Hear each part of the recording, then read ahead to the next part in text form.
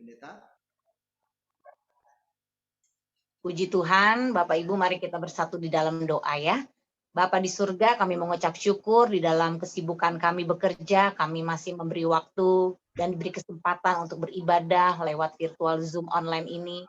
Kami percaya ini semua adalah anugerah Tuhan, sehingga kami di tengah kesibukan dan aktivitas kami boleh tetap fokus untuk terus dibangun iman kami, sehingga iman kami terus bertumbuh, dan semakin Tuhan hidup kami berubah menjadi lebih baik, biarlah karakter Kristus terus tertanam dalam hati dan pikiran kami, sehingga lewat hidup kami banyak orang diberkati dan boleh mengenal-Mu. Urapi hamba-Mu, urapi setiap kami, kalau sebentar kami mau mendengarkan firman-Mu, kami serahkan Tuhan waktu ini ke dalam tangan-Mu, biar Roh Kudus yang mencerahkan, Roh Kudus yang mencelikan, Kau yang menasehati, menegur, mendidik, dan membangun iman kami. Kami serahkan waktu pemberitaan firman-Mu hanya di dalam nama Tuhan Yesus Kristus. Mari kita yang siap mendengarkan firman Tuhan katakan amin. Ya, shalom semuanya, Bapak Ibu semua, luar biasa ya. Saya lihat ya, luar biasa semuanya penuh sukacita, senyumnya senyum manis, senyum berkat, karena kita semua anak berkat. Ya, kita semua putra dan putri kerajaan sorga. Jadi ekspresinya, semangatnya pasti berbeda ya. Di tengah pandemi dan masih berjalannya PPKM, tapi kita percaya penyertaan Tuhan selalu sempurna atas kita semua anak-anaknya. Amin. Di tengah pergumulanmu, di tengah semua apa yang Bapak Ibu sedang alami hari ini, percayalah tangan Tuhan terus menopang kita. Ya, dan Tuhan terus bergerak menuntun hidup kita langkah demi langkah. Siang hari ini ya, saya akan bawakan tema tentang bertumbuh di bawah titik nol ya. Kita akan lihat sama-sama, kita baca ayatnya ya Saudara di dalam Yohanes 12 ayat 24. Dikatakan, aku berkata kepadamu, sesungguhnya jikalau biji gandum tidak jatuh ke dalam tanah dan mati, ya, ia tetap satu biji saja. Tetapi jika ia mati, ia akan menghasilkan banyak buah. Ya, katakan amin Bapak Ibu ya. Bahwa Tuhan mau hidup kita berbuah. Katakan Tuhan mau hidup saya menghasilkan buah. 1, 2, 3. Tuhan mau hidup saya menghasilkan buah. Bahkan banyak buah. Ya. Dikatakan jikalau biji gandum tidak jatuh ke dalam tanah dan mati. Ini berbicara dalam kehidupan pengiringan kita akan Tuhan. Ego kita, kedagingan kita harus melewati sebuah proses, harus mati. Ya, supaya biji ini ya Saudara mati dan bertumbuh dan mengeluarkan banyak buah. Manusia, anak-anak Tuhan yang sudah lahir baru, hidup dalam kebenaran firman Tuhan harus diproses sampai egonya, kesombongannya, kedagingannya mati, Saudara ya. Sehingga pada waktu ego kita mati, kedagingan kita mati, keinginan kita mati, baru keinginan Tuhan yang bisa terjadi, kita akan menghasilkan banyak buah. Amin. Bukan menghasilkan banyak uang dulu, Saudara ya. Uang bagian dari nanti berkat Tuhan. Tapi banyak buah. Ada buah pertobatan, ada buah karakter, ada buah hasil pekerjaan kita, buah pelayanan kita, dan semuanya itu membawa kemuliaan bagi nama Tuhan. Ya, kita lihat next, bertumbuh ya di atas titik nol. Kalau orang selalu Saudara senangnya itu sesuatu yang terlihat. Ya, kalau Anda lihat pohon ini begitu rimbun, begitu sejuk, kita kalau ada di sana di tengah panasnya matahari pasti juga berasanya apa Saudara ya? Berasa adem ya. Pohonnya indah, daunnya hijau, ya orang senang pasti foto di bawah pohon ini ya.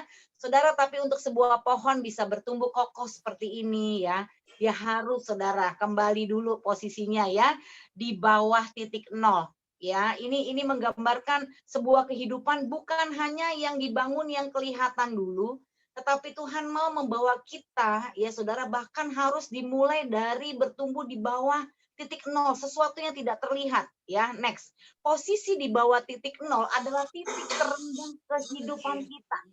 Ya, apakah Bapak Ibu pernah mengalami satu posisi di bawah titik nol? Ya, satu posisi di mana Bapak Ibu mengalami titik terendah di dalam kehidupanmu. Ya, di mana semuanya tidak menganggapmu, semua orang berkata kepadamu mati lo, nggak ada pengharapan, ya. Lihat hidup lu sial. Ya nasib lu kasihan deh, ya kan? Bahkan mungkin Bapak Ibu diri kita sendiri pun sudah mengutuki. Bahkan ada banyak orang merasa dirinya bahkan sudah terkutuk, saudara ya. Tidak layak bahagia, tidak layak menerima berkat Tuhan, penuh dengan intimidasi. Itu satu proses bahwa saat itu kita sedang berada di bawah titik nol, titik terendah kehidupan kita. Next. Dan saat kita berada di bawah titik nol itu adalah satu kondisi yang paling gelap di dalam dunia ini. Ya, kita belum melihat kejelasan akan masa depan kita. Ya, bahkan yang terlihat semakin buruk, semakin hancur, semakin kacau. Sama seperti kejadian 1 ya, bahwa dikatakan dunia ini gelap adanya, chaos, penuh kehancuran. Pernikahan hancur, keuangan hancur ya, hubungan rusak, saudara. Semuanya itu satu proses di mana kita melewati di bawah 1.0 yang di mana kita paling merasa gelap, saudara ya. Next ya, rasanya seperti sudah mati tapi masih hidup, saudara ya. Masih hidup tapi berasa sudah mati. Ya, kita merasa udah yang paling gagal ya. Merasa sudah tidak ada harapan, saudara ya. Semua seperti yang kita buat tuh jelek, buruk, sia-sia. Ya. Nah, next, mengapa aroma kematian sangat terasa kuat sekali, saudara ya, ketika kita ada di bawah titik terendah hidup kita. Next, kenapa, saudara? Karena sistem dunia ini, saudara, menggunakan sistem alat ukur yang selalu dimulai dari titik nol. Ya, kita lihat contohnya, next ya, ketika kita mengukur berat tinggi badan kita, ya, kita pasti akan mulai dari titik nol. Ya, ada yang tingginya 150, 155, ya, next. Ketika kita mengukur berat badan kita atau kita misalkan kirim barang lewat Tiki, JNE, kita selalu lihat, saudara, atau bikin kue ya. Semua alat ukur ini dimulai selalu dari titik nol. Ya, tidak ada yang dimulai dari titik minus, saudara, tapi dari titik nol. Apalagi, saudara, next ya, ketika kita beli bensin ya. Kita lihat, saudara, kalau kita isi bensin, pasti kita bilang apa sama pelayan pom bensin? Mulai dari nol ya Pak atau Bu, ya kan, kita nggak akan mungkin mulai dari 10 ya. Nah, disinilah saudara ya, next ya, bahkan saudara, kalau umur manusia ya dimulai dari umurnya itu usia 1 tahun sudah terlihat, saudara ya. Nah, dari ukuran yang dibuat oleh standar dunia ini, saudara ya, next ya, boleh ya, bahwa apa yang dunia ini katakan ketika hidupmu di bawah titik nol ya, artinya apa? Tidak kelihatan, tidak ada hasil. Ya, pekerjaanmu mungkin sudah sekian tahun kau bekerja sebagai karyawan, tidak naik pangkat, tidak naik gaji, kalaupun naik hanya sedikit, ya kan? Ada yang mengalami satu pergumulan badai di dalam sakit penyakit, saudara. Ya, kalau kita mengalami satu kondisi di bawah titik nol, apa yang dunia ini katakan tentang kehidupan kita, saudara? Next ya, kita lihat bahwa di bawah titik nol artinya itu satu titik di mana kita seperti berada di bawah dunia orang mati. Ya, sepertinya orang sekeliling kita tidak menganggap kita, ya, merendahkan kita, menghina kita, ya, tidak memberikan kita likes, tidak memberikan kita jempol, mungkin sekelilingmu tidak ada yang memujimu, bahkan semua mencemoohmu. Ya, bahkan orang tuamu sendiri pun meninggalkanmu, suamimu mungkin merendahkanmu, istrimu tidak respect kepadamu.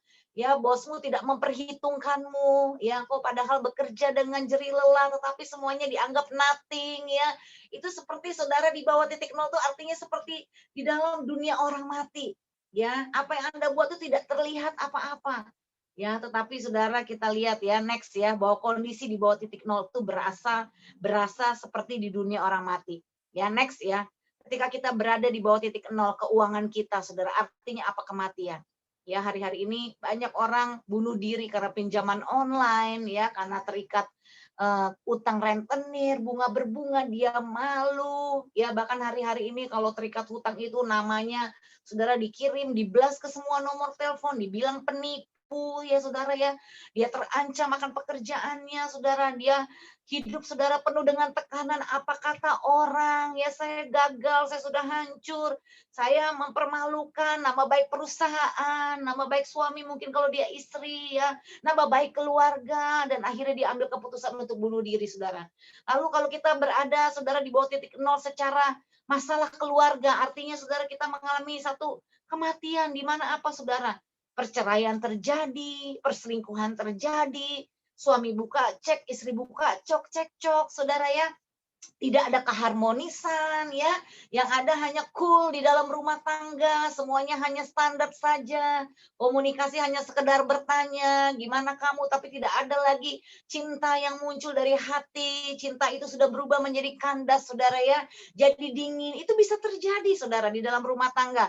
Apalagi, Saudara, ketika kita mengalami satu titik di bawah titik nol dalam arti area kesehatan, Saudara ya, kita mengalami depresi karena penyakit yang tidak kunjung sembuh. Ya, di Amerika kemarin saya bertemu dengan seorang ibu usia 78 tahun, Saudara. Dia sudah divonis dokter waktu dari bulan November kemarin, Saudara, dibilang umurnya tinggal 6 bulan lagi.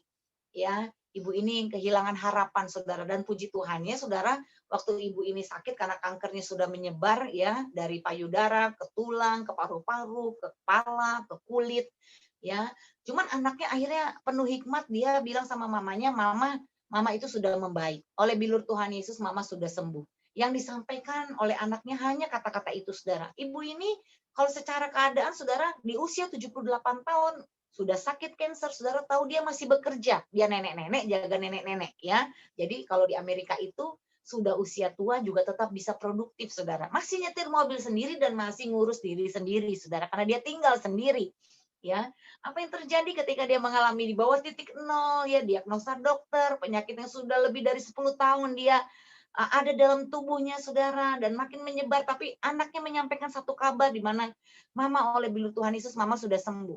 Dan akhirnya ibu ini, Saudara, tetap bangkit, tetap bersyukur, bersukacita, sekalipun secara kesehatan dia di bawah titik nol, tapi dia mendengarkan kabar baik bahwa Tuhan Yesus sanggup menyembuhkan.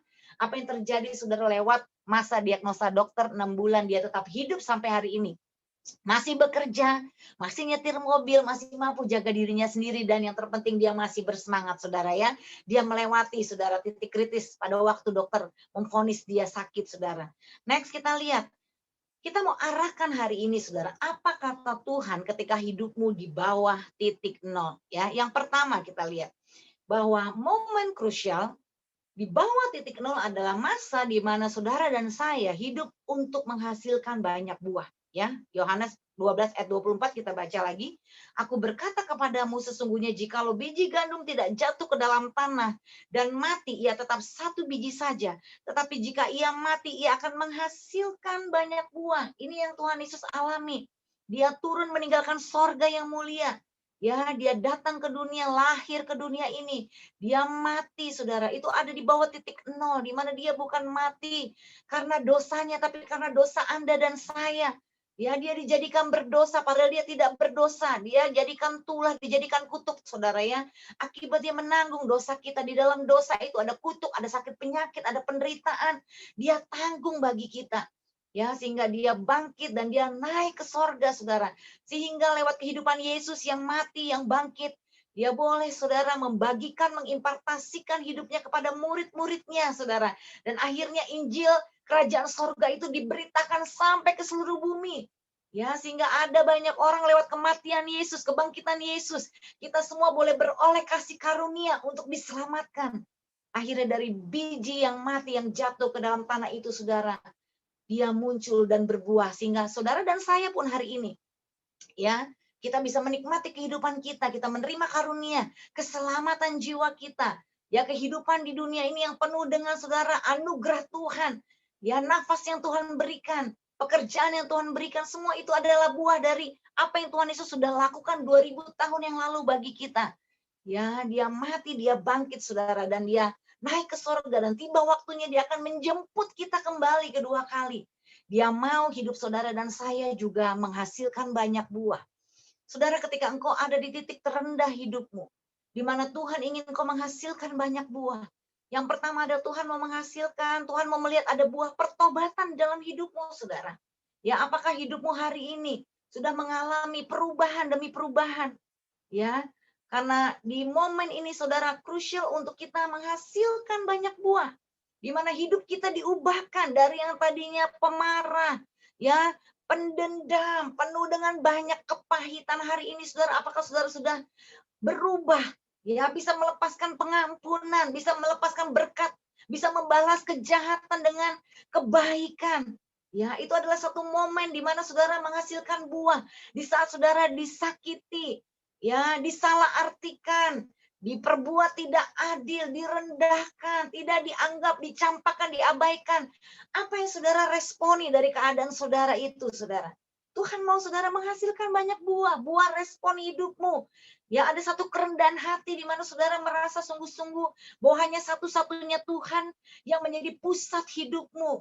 Ya, yang menjadi sumber kebahagiaanmu di saat suamimu meninggalkanmu mungkin, di saat pekerjaan terancam, ya, engkau mungkin bisa dipecat atau dikurangi gaji, ya, di mana saudara meletakkan dasar fondasi hidup saudara.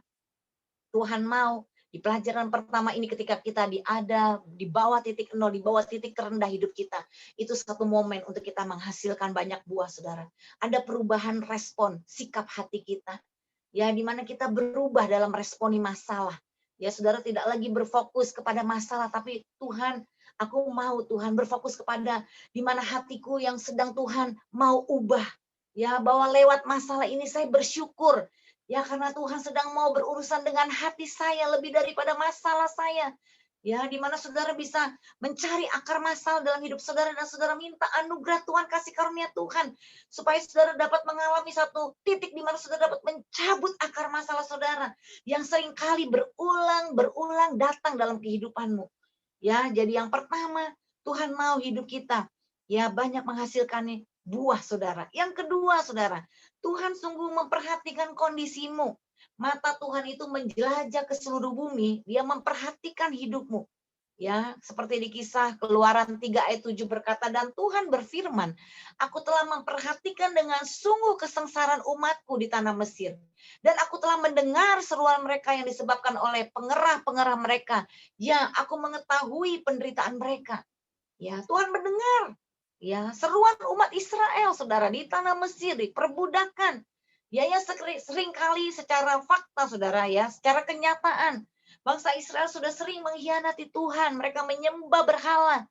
Ya, sudah setiap hari mereka menyaksikan mujizat Tuhan, kasih Tuhan, anugerah Tuhan, tapi masih saja seringkali mereka memberontak, melawan Tuhan, berkeluh kesah.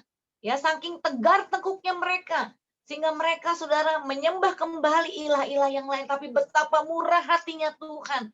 Di tengah satu kondisi, keadaan yang tidak baik, responnya masih hancur.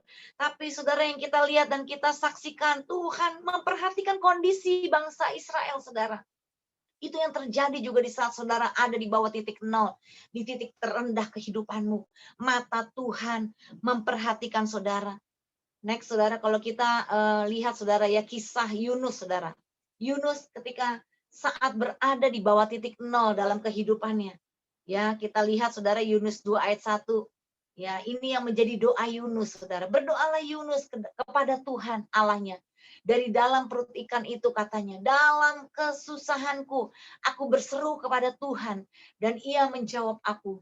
Dari tengah-tengah dunia orang mati, aku berteriak, dan kau dengarkan seruanku, suaraku. Lihat, saudara, ya, Yunus disuruh Tuhan pergi ke Niniwe, tapi akhirnya Yunus memberontak, dia pergi ke Tarsis, saudara. Saudara tahu kenapa Yunus tidak mau taat, saudara?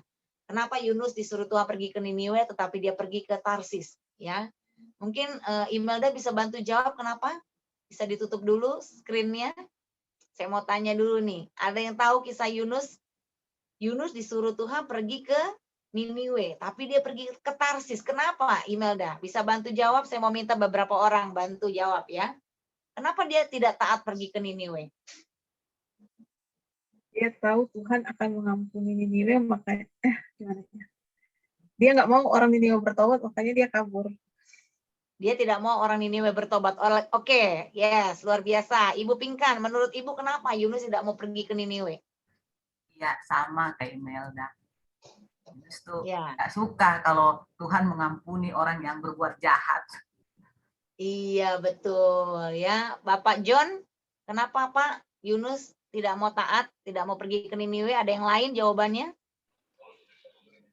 Ya, karena dia tahu kalaupun dia pergi ke sana memberitahukan mengenai rencana Tuhan mengenai mereka di kota Niniwe, nanti Tuhan akan tetap mengampuni mereka juga. Jadi dia merasa dia kayak buang-buang waktu, kayak percuma, capek-capek doang gitu. Dia sepertinya berpikir itu. Betul. Karena Tuhan pasti akan mengampuni juga nantinya gitu. Ya, terima kasih Pak John, Bu Imelda dan Bu Pinkan ya. Tuhan berkati buat jawabannya. Jadi secara sejarah tidak tertulis di Alkitab ya. Tapi ada pemicunya kenapa Yunus itu tidak mau taat. Ya, saudara kan tahu semua ya bahwa ya bangsa Niniwe itu bangsa yang memberontak, bangsa yang jahat. Ya, sudah berbuat banyak kejahatan. Dan ternyata kalau kita baca di Yunus 1 ayat 1, Yunus itu Yunus bin Amitai. Jadi Yunus itu anaknya Bapak Amitai, saudara. Dan ternyata secara sejarah, keluarga Yunus termasuk bapaknya, Bapak Amitai, itu dibunuh oleh orang Niniwe. Ya. Jadi pada waktu Tuhan suruh Yunus pergi ke Niniwe, bukan hanya sekedar bangsa Niniwe itu jahat saja, tapi masalah kejahatan bangsa Niniwe itu ya dia alami di keluarga dia. Ngerti ya? Jadi dia tuh berpikir, ngapain saya mesti ke sana? Ya, emang bangsa Niniwe ini udah layak dihukum, udah harusnya memang dihukum. Gara-gara dia, saya juga kehilangan keluarga saya. Ya, jadi dia udah nggak punya hati untuk orang Niniwe, yang ada dia trauma, saudara ya. Aduh ya, dia juga mengalami satu kondisi di mana dia hatinya terluka karena perbuatan bangsa Niniwe. Ya, makanya dia nggak peduli dengan panggilan Tuhan. Jadi orang itu lari dari panggilan Tuhan, saudara, bukan semata-mata karena dia memang faktor langsung ya, dia berontak gitu. Tidak juga, saudara. Ya mungkin di balik pemberontakannya itu ada satu kisah pengalaman yang membuat dia trauma, yang membuat dia akhirnya tidak bergerak menuju apa yang Tuhan suruh. Ya, oleh sebab itu makanya di bawah titik nol, di titik terendah hidup kita, penting sekali kita disembuhkan dari trauma masa lalu kita. Penting sekali kita hidup, saudara, benar-benar bersih dari hati yang pernah terlukai. Kita harus mengampuni, kita harus bereskan hati kita dari masa lalu kita yang pernah mungkin ya, saudara, pernah membekas, ya, pernah melukai, ya, bahkan pernah menghasilkan satu ketakutan, paranoid yang begitu mencekam dalam hidupmu. Itu mesti segera dibereskan, saudara ya. Karena di bawah titik nol itu, saudara, ketika Tuhan memperhatikan keadaan kita, Tuhan ingin menyembuhkan kita. Tuhan ingin memulihkan kehidupan kita. Tuhan ingin saudara bebas dari semua keterikatan masa lalumu, ya, luka batinmu, apa yang mengikat hidupmu. Tuhan ingin melepaskan semua itu. Ya, tapi kita lihat belajar dari kisah Yunus ini. Sekalipun Yunus buat salah, Yunus gagal, Yunus berontak, Yunus tidak taat. Tapi kisah Yunus ini justru menjadi satu gambaran ketika dia berada di dalam perut ikan 3 hari 3 malam itu, menubuatkan bahwa satu hari Mesias akan datang dan dia akan mati dan dia akan bangkit pada hari yang ketiga, saudara. Tuhan bisa memakai kegagalan kita, kesalahan kita, kejatuhan kita di bawah titik nol, di titik terendah hidup kita, untuk memanggil saudara untuk masuk dalam rencana Tuhan. Ya, di dalam kegagalanmu itu ada panggilan Tuhan, saudara. Coba perhatikan baik-baik. Banyak orang bingung, tujuan saya hidup apa ya, Bu Pendeta? Ya, saya ini hidup untuk apa ya? Saya mau kok hidup dalam rencana Tuhan, tapi saya bingung. Ya, saya ini hidup untuk apa? Ya. Nah, kalau saudara ingin tahu tujuan Tuhan dalam hidup saudara, saudara perhatikan di titik-titik mana saudara banyak mengalami kegagalan. Ya, ketika saya mengalami kegagalan di masalah rumah tangga, saudara ya. Saya cekcok dengan suami, sekalipun kami sudah pendeta, saya tahun kelima hampir tinggalkan suami saya ya. Wah, hampir kembali terikat dengan kesombongan saya, ego saya, merasa diri lebih benar, lebih hebat. Gue bisa hidup tanpa lu. Wah, mulai lagi kumat datang, saudara ya. Penyakit lamanya kesombongan, saudara ya. Sebagai istri bukannya tunduk, tapi nanduk. Ya, bahkan nyeruduk, berontak, saudara. Khotbah mah gampang ya, hai istri-istri. Tunduklah kepada suami. Gampang, saudara. Tapi mempraktekkan untuk tunduk, untuk submit itu nggak mudah. Ya, disitulah Tuhan mengizinkan saya berada di bawah titik nol, saudara, di mana cinta itu rasanya sudah hilang, saudara ya. Yang ada hanya menuntut, padahal suami baik. Itulah manusia, saudara ya. Kalau udah dikuasai ego, ya, udah dikuasai oleh kesombongannya, semuanya serba kurang. Dan yang pasti jadi kurang ajar, saudara ya. Puji bahwa titik nol itu ketika kami mengalami krisis pernikahan, saya mencari Tuhan, saya ingin dipulihkan, saya rindu dan saya merobek hati saya. Tuhan, aku akui kesombonganku, aku akui selama ini aku sudah berontak, aku bersikap tidak respek kepada suamiku, aku mau diubahkan Tuhan. Ya, dan Tuhan berkata, aku mau memulihkan hidupmu. Aku sedang berurusan denganmu, bukan dengan suamimu. Saudara tahu, imbas dari masalah rumah tangga itu kemana? Ke masalah keuangan. 11 tahun kami melewati proses masalah keuangan, saudara ya. 2015 baru bebas hutang. Ya, tetapi dari semua total masalah yang kami alami, benang merahnya ketika saya tarik kembali, saudara. Ketika saya melewati masalah problem rumah tangga, ketika saya melewati problem masalah keluarga, justru Tuhan sampaikan, kamu bisa merasakan perasaan ketika kamu merasa cinta itu sudah hambar, cinta itu sudah kandas, tapi bisa tumbuh kembali karena kamu berharap dan datang kepadaku. Kamu bisa merasakan perjuangan orang-orang yang mengalami badai dalam rumah tangga, sehingga kamu bisa melayani mereka dengan hati. Ya, bukan hanya sekedar menghakimi mereka. Oh, saya mengerti, saudara. Masalah kita jadi panggilan hidup kita. Karena saya mengalami badai rumah tangga. Dan orang tua saya juga mengalami badai rumah tangga. Saya bisa lebih punya empati, belas kasihan. Ya, kepada orang-orang, keluarga-keluarga yang mengalami konflik hubungan suami istri. Ya, saya bisa punya hati untuk melayani mereka. Dan bukan hanya sekedar teori, kami pun mengalami. Saya pun mengalami di mana cinta sudah menjadi hambar, tapi Tuhan bisa pulihkan kembali cinta itu, saudara. Amin. Ya, hubungan kami suami istri dipulihkan. Ketika 11 tahun kami bergumul di dalam masalah keuangan kami, saudara. Di situ Tuhan juga mengingatkan bahwa satu hari akan datang masanya di mana kamu akan melayani orang-orang yang punya masalah keuangan, kasus hutang dalam kehidupan mereka. Ya, 2015 kami lewati, saudara, kami akhiri masalah keuangan, kami bebas hutang, kami hidup mulai bangun dari nol, jadi kami melewati titik minus kami itu berakhir di 2015. 2015 pas di titik nolnya, dan sampai hari ini, siapa yang sangka, saudara ya, justru di masa pandemi ini, ya, lewat pelayanan mentoring kami melayani orang-orang yang punya masalah keuangan. Kami tidak menjudge mereka. Mereka bahkan di gereja lokalnya sudah dibuang, ya, dianggap jadi beban, di keluarganya bahkan sudah membuat malu, aib keluarga. Mereka merasa dihempaskan, dibuang, merasa malu. Tapi hari ini mereka bangkit, saudara ya. Kami boleh melayani mereka. Itu kenapa semua, saudara? Karena kita pernah merasakan apa yang mereka rasakan, saudara. Ya, dan saya percaya, saudara, bahwa di dalam kondisi di mana saudara juga berada di bawah titik nol, di titik terendah hidup saudara, Tuhan sedang mau panggil saudara untuk masuk kepada misinya Tuhan. Ini waktunya untuk saudara mengakhiri, ya, bahwa hidup untuk misi pribadimu sendiri itu adalah satu hal yang sia-sia. Kehidupan yang sesungguhnya adalah kehidupan di mana saudara berkata stop kepada ambisimu, kepada kepentinganmu, tapi kau memberi hidupmu untuk misi kerajaan sorga. Dan hidupmu dipakai Tuhan untuk memperluas kerajaan sorga. Ya, sampai pada bangsa-bangsa, lewat hidupmu nama Tuhan dipermuliakan. Itu tujuannya, saudara. Ya, ketika Tuhan memperhatikanmu, Tuhan mengangkat hidupmu, Tuhan mempromosikanmu. Tuhan mengangkat semua duka citamu, Tuhan menggantikan itu menjadi sukacita. Tuhan mau hidupmu bersaksi dan menjadi berkat, saudara. Ya, yang ketiga, ya, bahwa pelajarannya di bawah titik nol, di bawah titik terendah hidupmu itu, saudara, bahwa Bapa di surga itu merayakan ulang tahun jauh sebelum engkau dilahirkan. Ya, kita baca Mazmur 139, saudara, ayat 14, 15. Aku bersyukur kepadamu oleh karena kejadianku dahsyat dan ajaib. Ajaib apa yang kau buat dan jiwaku benar-benar menyadarinya. Tulang-tulangku tidak terlindung bagimu. Ketika aku dijadikan di tempat yang tersembunyi dan aku direkam di bagian bumi yang paling bawah, saudara. Ya, matamu melihat selagi aku bakal anak, dan dalam kitabmu semua tertulis hari-hari yang akan dibentuk sebelum ada satu pun daripadanya. Dan bagiku betapa sulitnya pikiranmu ya Allah, betapa besar jumlahnya. Ya, next, saudara. Kalau hari-hari ini, saudara, ya, aborsi itu bukan seperti zaman dulu. Sekarang aborsi itu bisa dilakukan jarak jauh, ya. Dokter cukup memandu lewat telekonferensi, saudara. Sudah terjadi aborsi, saudara.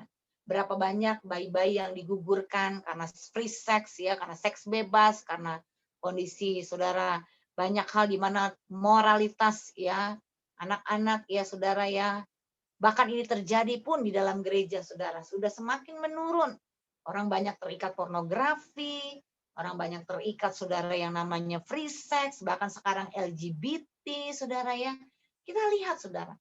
Tetapi sekalipun, saudara, ada banyak anak-anak yang pernah mau dibuang orang tuanya pun, ya, seperti Daud, dia mengalami satu proses di mana dia sadar bahwa Tuhan sudah merayakan hari ulang tahunnya sebelum dia ada dalam kandungan ibunya.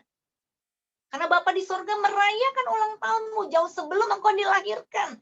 Tuhan melihat selagi engkau bakal anak, kau belum jadi anak, Tuhan sudah memperhatikan saudara. Makanya Daud tuh bisa ngomong gini, sekalipun ayah ibuku meninggalkan aku, tetapi Engkau Tuhanku tidak pernah meninggalkan aku. Ya, dan Daud itu berkata, dia tuh sadar saudara bahwa karena kejadianku ini dahsyat dan ajaib. Ya, dan jiwaku ini sungguh-sungguh benar-benar menyadarinya. Saudara, pelajaran yang ketiga adalah jangan sampai saudara kehilangan akan status saudara, bahwa saudara itu berharga di mata Tuhan. Hari-hari ini ketika engkau di bawah titik nol, di bawah titik terendah hidupmu, seringkali dunia menjasmu, dunia mengintimidasimu, kamu tuh gagal, kamu tuh hancur, ya, kamu tuh rusak, ya, kamu tuh udah nggak ada harapan. Kamu umur berapa sekarang? Kamu mau bikin apa buat masa depanmu? Sepertinya semua orang berkata mustahil, ya. Kalau dikasih jempol pun kebalik, saudara, mungkin hidupmu. Ya, tapi jangan pernah kehilangan statusmu sebagai anak Allah. Ya, bahwa Bapa itu di sorga merayakan ulang tahunmu jauh sebelum engkau dilahirkan, dan Bapa di sorga yang mengharapkan engkau hidup di bumi ini. Sekalipun semua manusia tidak berharap akan kehadiranmu. Mungkin sekalipun semua manusia di sekelilingmu menolakmu, tapi Bapa di sorga selalu menyambutmu dan mengasihimu, saudara. Ini yang harus kita pegang teguh di bawah titik nol hidup kita, saudara. Jangan kehilangan pengharapan. Ya, manusia meremehkanmu, manusia tidak menganggapmu, bahkan manusia ya meninggalkanmu, menyepelekanmu. Mungkin kau dari keluarga miskin yang dihina, yang direndahkan. Mungkin acara keluarga pun kau tidak masuk hitungan. Tapi kalau kau sampai mengalami kondisi itu, ingat baik-baik saudara akan statusmu di hadapan Tuhan. Kau tetap berharga dan mulia di mata Tuhan. Sekalipun orang tuamu sendiri pun membanding-bandingkanmu, tidak peduli kepadamu, mungkin kau bukan anak kebanggaan. Dan kau mungkin suami, kok istrimu tidak bangga memiliki suami sepertimu. Atau mungkin sebaliknya kau istri, suamimu mungkin pergi meninggalkanmu dengan orang lain, dan kau dianggap kok sebagai istri yang tidak becus. Kau mungkin seorang anak yang dimana orang tuamu pun, ya saudara, tidak mengharapkan kehadiranmu. Apapun yang terjadi dalam kehidupanmu, saudara, Bapa di surga tetap bangga kepadamu. Bapa bangga kepadamu bukan karena saudara apa yang kau berikan kepada Bapa, bukan apa yang kau perbuat kepada Bapa, tapi karena apa yang sudah Tuhan Yesus lakukan di kayu salib. Perbuatan Yesus itulah ya yang membuat Bapa itu menaruh hatinya kepadamu. Karena Tuhan Yesus pun mati di kayu salib untuk hidupmu. Betapa berharga dan mulianya saudara dan saya di mata Tuhan. Ya, jadi ketika Anda, saya pesan baik-baik, ada di bawah titik nol, ya di bawah titik terendah dalam kehidupanmu, percayalah akan statusmu di hadapan Tuhan, kau tetap anak Allah. Ya, ketika anak yang bungsu pergi meninggalkan bapaknya, saudara. Iya, dia hidupnya hancur. Iya, untuk makan sisa makanan babi aja dia tidak bisa, saudara. Kalau dia tidak ingat akan rumah bapaknya, mungkin dia udah mati di kandang babi. Ya, tapi saudara boleh saksikan kisah Lukas 15 ini, kisah anak yang terhilang. Ketika dia datang kembali ke rumah bapaknya, apa yang bapaknya lakukan? Bapaknya menyambut dia.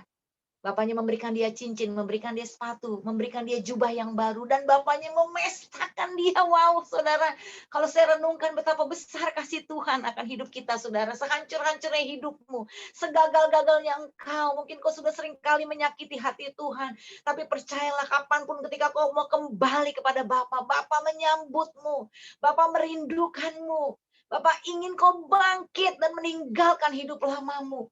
Karena dia sudah memberikan hidup yang baru untukmu, saudara. Hari ini, jangan pernah tinggalkan kembali rumah Bapamu, saudara ya. Kembali ke rumah Bapamu. Karena di sanalah kau aman. Ya, dan di mata Bapamu, di mata Tuhan, begitu berharga dan mulianya kita, saudara. Yang keempat, pelajaran yang keempat, saudara. Kita harus teruslah bertumbuh di bawah titik nol, saudara ya. Kita lihat dari kisah Yusuf, Kejadian 39 ayat 22-23. Sebab itu kepala penjara mempercayakan semua tahanan dalam penjara itu kepada Yusuf. Dan segala pekerjaan yang harus dilakukan di situ, dialah yang mengurusnya. Dan kepala penjara tidak mencampuri segala yang dipercayakannya kepada Yusuf, karena Tuhan menyertai dia, dan apa yang dikerjakannya dibuat Tuhan berhasil. Saudara lihat ya, Yusuf itu, saudara, orang yang tidak tergantung situasi kondisi.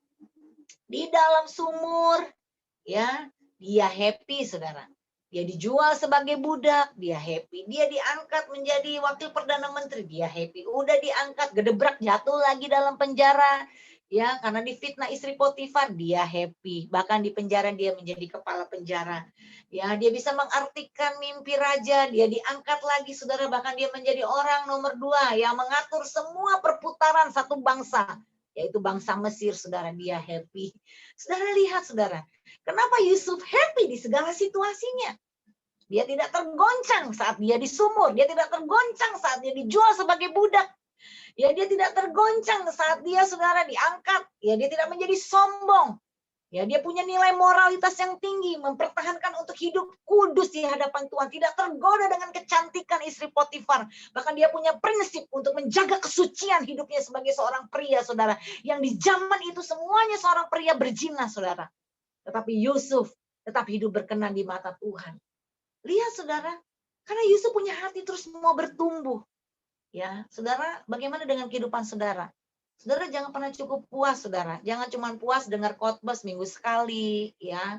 Saudara harus meneliti kebenaran firman Tuhan setiap hari. Saudara harus terus bertumbuh, ya, supaya saudara mengalami, ya, satu masa di mana keimananmu, ya, kehidupan rohanimu itu tidak kandas, ya. Itu tidak stuck di satu titik, tapi kau terus bertumbuh dalam iman kepada iman, saudara.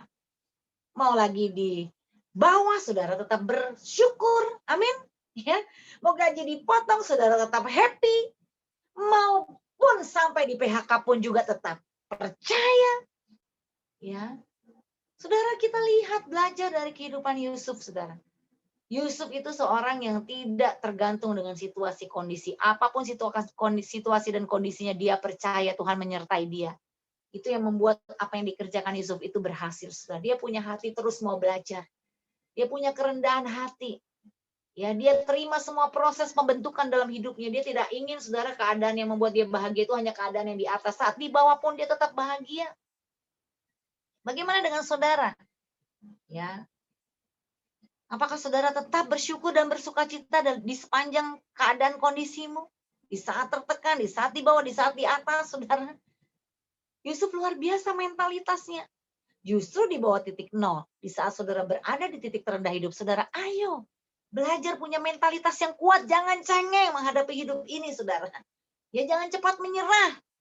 Ya, jangan kembali mengasihani diri, itu penyakit yang paling berbahaya, lebih bahaya dari COVID, yaitu penyakit self pity, mengasihani diri sendiri. Itu merugikan dirimu.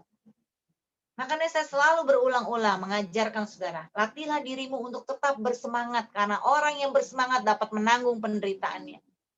Ya, hari ini saudara, apapun keadaanmu, latih mentalitas hidupmu. Ya, untuk bangun kehidupanmu di atas dasar prinsip firman, tidak goncang dengan semua aniaya, dengan semua masalah, dengan semua pergumulanmu. Kau tetap bisa menatap masa depanmu dengan penuh pengharapan bersama Tuhan. Amin. Dan dapatkan pesan Tuhan secara pribadi di titik terendah hidupmu. Tuhan sedang berbicara kepadamu dan berurusan secara pribadi denganmu. Dan pesan Tuhan ini tidak bisa di-copy paste, saudara. Di titik terendah hidup saya, Tuhan kasih pesan kepada saya bahwa Sandy, your past is not your future. Masa lalumu bukan masa depanmu. Sehancur apapun masa lalumu, Tuhan bisa mengubah masa lalumu. Dan kau memiliki masa depan yang cerah bersama Tuhan. Saya tangkap pesan Tuhan itu, saya bangkit dari keterpurukan hidup saya. Ya, saya katakan stop kepada semua keluh kesah, kepada semua, ya, semua spirit menyalahkan, komplain. Saya bilang stop. Saya mau bangkit dan memandang kepada panggilan Tuhan. Seperti Paulus berkata, lupakan yang telah lalu, mengarah pada tujuan. Saya mengarahkan hidup saya, ya, fokus kepada tujuan Tuhan, saudara. Dan akhirnya semua apapun yang saya alami dalam pergumulan hidup saya dilewati, saudara. Tuhan beserta. Tuhan itu tidak pernah pilih kasih. Saudara itu spesial di mata Tuhan. Tidak ada anak emas, saudara, di mata Tuhan. Semua Tuhan sayang. Ya, Bapak Ibu semuanya sama di mata Tuhan, berharga, Tuhan sayang. Tapi masalahnya Bapak Ibu percaya nggak bahwa Tuhan sayang sama Bapak Ibu? Ya, kalau saudara percaya Tuhan sayang, saudara akan siap mengalami segala situasi kondisi apapun. Ya, sama seperti Sadrak, Mesak, ya, Abednego ketika mau dilempar ke api, saudara. Mereka tidak lagi berdoa, Tuhan tolong aku, kalau Tuhan tidak tolong saya kecewa. Enggak. Tapi mereka berdoa, Tuhan sekalipun kau tidak menolong aku tetap menyembahmu. Itu keyakinan iman yang kokoh di dalam Tuhan, saudara, yang harus kita miliki di titik terendah hidup kita. Tuhan mau kita punya mentalitas yang kuat. Ya, next. Dan kita simpulkan, saudara, bahwa di bawah titik nol, di titik terendah hidupmu, ada 4 pelajaran penting yang saudara harus pelajari. Yang pertama, di bawah titik nol, di titik terendah hidupmu, itu adalah satu momen krusial di mana Tuhan mau saudara dan saya menghasilkan buah. Hasilkan buah pertobatan, saudara. Hasilkan buah karakter Kristus dalam hidupmu. Hasilkan buah pekerjaanmu, pelayananmu, lipat gandakan itu menjadi produktif. Dan semuanya itu untuk memuliakan nama Tuhan. Tuhan kasih kita kasih karunia. Minimum satu orang ada satu karunia. Kembangkan itu. Ya, potensimu, ya tadinya mungkin kapasitasmu segini, saudara. Tapi di bawah titik nol, di saat engkau di bawah titik terendah hidupmu, Tuhan perbesar kapasitasmu. Terus, saudara. Mau dilatih. Ya, jangan hanya punya mentalitas mau ditolong saja, saudara, tapi mau dilatih. Ya, dan yang kedua, saudara, pelajaran di bawah titik nol, di saat titik terendah hidupmu, saudara percayalah bahwa Tuhan sedang memperhatikanmu. Dia tidak pernah meninggalkanmu. Mata Tuhan sedang tertuju kepadamu. Jangan pernah kehilangan pengharapan. Sekalipun dunia berkata mati loh, tapi Tuhan bilang hidup anakku. Aku mau engkau hidup dan hidup dalam kelimpahan. Masih ada harapan bersama denganku. Aku sanggup mengembalikan, ya, membalikan keadaanmu, karena aku beserta denganmu. Yang ketiga, saudara, dia merayakan ulang tahunmu jauh sebelum engkau dilahirkan, saudara. Sebelum engkau jadi bakal anak. Saudara, betapa berharga dan mulianya saudara di mata Tuhan. Saudara harus yakin, ya, bahwa saudara itu disayang Tuhan. Saudara itu sangat berharga. Sekalipun orang tidak menghargai saudara, tapi Tuhan menghargai saudara. Tuhan melihat hidupmu. Tuhan memperhatikan hidupmu. Bahkan sekalipun orang yang terdekat sekalipun meninggalkanmu, menolakmu, tapi dia Bapamu di surga, dia menyambutmu di tengah kehancuran hidupmu. Seperti anak yang terhilang. Bapaknya sambut dia, bapaknya peluk dia, bapaknya pestakan dia. Jadi saudara jangan pernah ragu untuk datang kepada Tuhan di tengah kejatuhan hidupmu. Kembalilah kepada Tuhan. Yang keempat, teruslah bertumbuh walaupun di bawah titik nol. Artinya apa? Punya hati yang mau terus belajar, saudara. Seperti Yusuf. Jangan hidup dipengaruhi oleh situasi dan kondisi. Kau harus punya mentalitas yang kuat. Kau yang harus menguasai situasi dan kondisi. Apapun keadaannya, Tuhan Yesus baik. Apapun keadaannya, aku tetap mau bersyukur. Apapun keadaannya, aku tetap mau bersukacita. Karena sukacita itu selalu mendahului mujizat. Tuhan mau mentalitasmu bertumbuh. Ya, di dalam pengertian yang benar, saudara. Mazmur 103 ayat 4. Dia yang menebus hidupmu dari lubang kubur, yang memahkotai engkau dengan kasih, setia dan rahmat. Ya, wah luar biasa, saudara. Ya, Tuhan menebus hidupmu dari lubang kubur. Dia memahkotai engkau dengan kasih, setia dan rahmat. Saudara renungkan ayat ini, saudara. Betapa luar biasanya Tuhan mengasihi saudara. Dia sudah menebus hidupmu.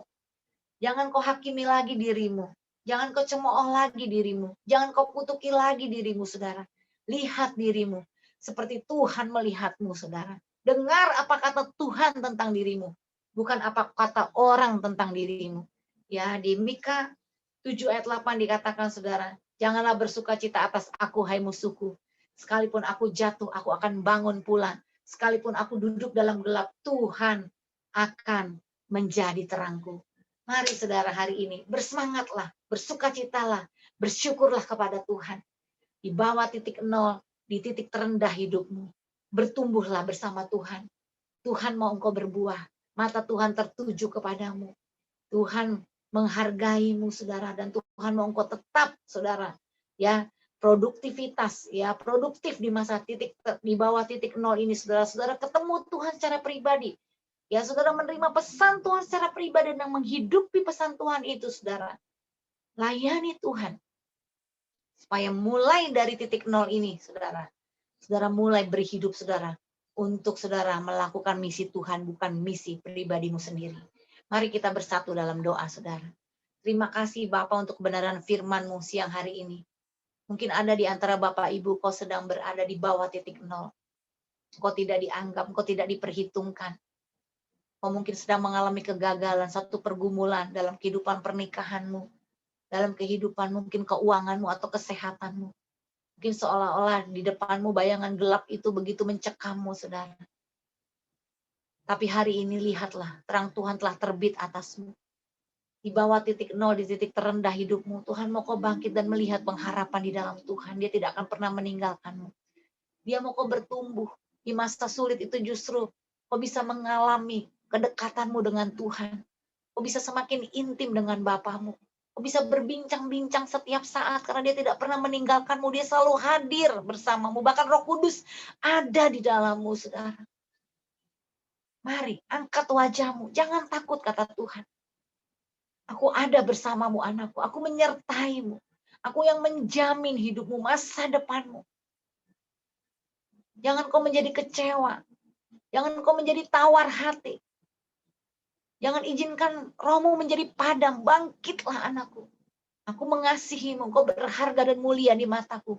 Aku punya rencana yang indah atas hidupmu. Di titik terendah hidupmu, aku memanggilmu untuk kau masuk kepada panggilan ilahi. Dan kau berhenti untuk hidup bagi dirimu sendiri. Tapi kau hidup bagi Tuhan yang sudah mati menebusmu. Dia punya misi, dia punya panggilan dalam hidupmu. Dan Tuhan mau kau hidup di dalam panggilan Tuhan itu. Apapun profesimu, Tuhan punya panggilan atas hidupmu. Terima kasih Bapak, kami bersyukur buat kebenaran firman-Mu siang hari ini. Berbicaralah Roh Kudus, tegur kami, didik kami, bawa kami terus untuk mengerti rencana-Mu, isi hati-Mu Tuhan. Dan berkatilah setiap umat-Mu yang sudah mendengarkan kebenaran firman-Mu sehingga mereka boleh menghidupinya. Mereka boleh hidup dengan mentalitas yang kuat.